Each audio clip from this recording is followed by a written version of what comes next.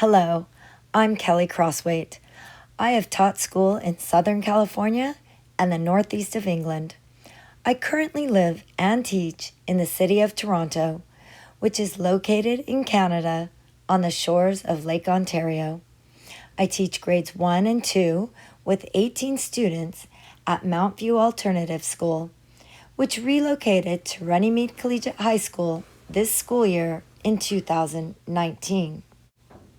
As part of our data management unit in math, the class undertook a tree inventory of our school grounds in hopes to both deepen the appreciation of the nature found there and encourage a sense of stewardship for the yard while learning to use tally marks, categorize subject matter, sort by characteristics, use a bar graph, and display information on a map.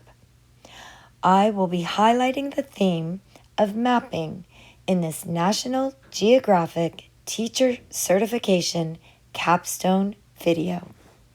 We used Google Maps to view the region of the city and looked for landmarks familiar to the class, including Lake Ontario, High Park, and the Humber River.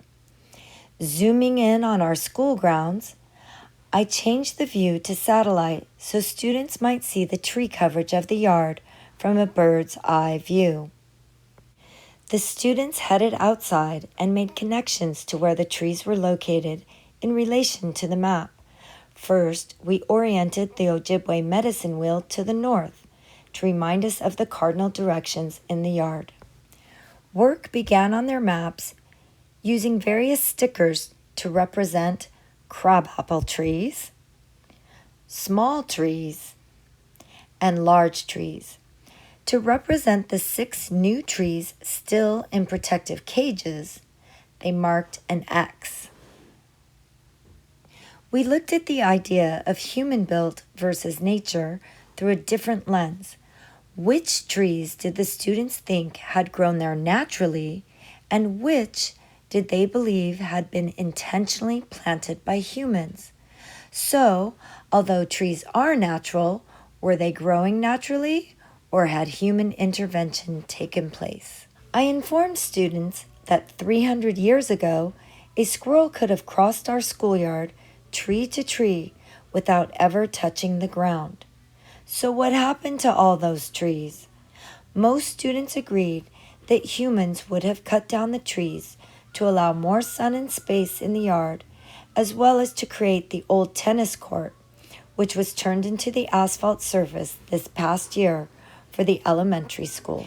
To get some sense of tree density, build empathy for the wildlife, and simulate additional trees, students played the Canopy Crossing Challenge. Trees were represented with old bicycle tires, and students became squirrels. Teams had to cross the playground while remaining within the tires. The student at the end of the line picked up their tire and carried it tree to tree, tossing it down to plant a new tree when reaching the front, until all had made it across the yard. Students then reflected on how the current tree arrangement might affect the wildlife. Students explored the indigenous teaching that we don't just take care of the earth for our children, but that we need to consider how our actions affect the next 7 generations. Students took a stand on whether they thought the playground needed more trees, had just the right amount, or if we needed less trees. Finally, students decorated paper bags with messages about the benefits of trees. Well, trees are for walks to make nests in. Trees are good for animals' home. Plant a tree today. Plant a tree today.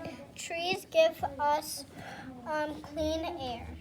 This series of lessons was successful in using the math curriculum on data management in a meaningful and impactful way. Students looked at local and regional scales using Google Maps.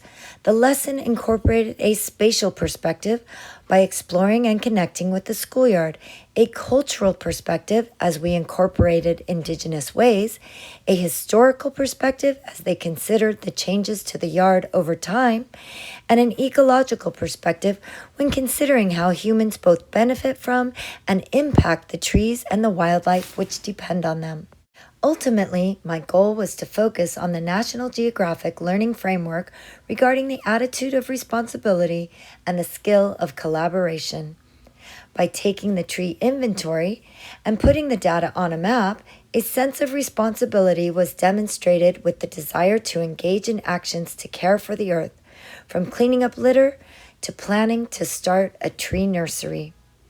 The student work was completed in partners.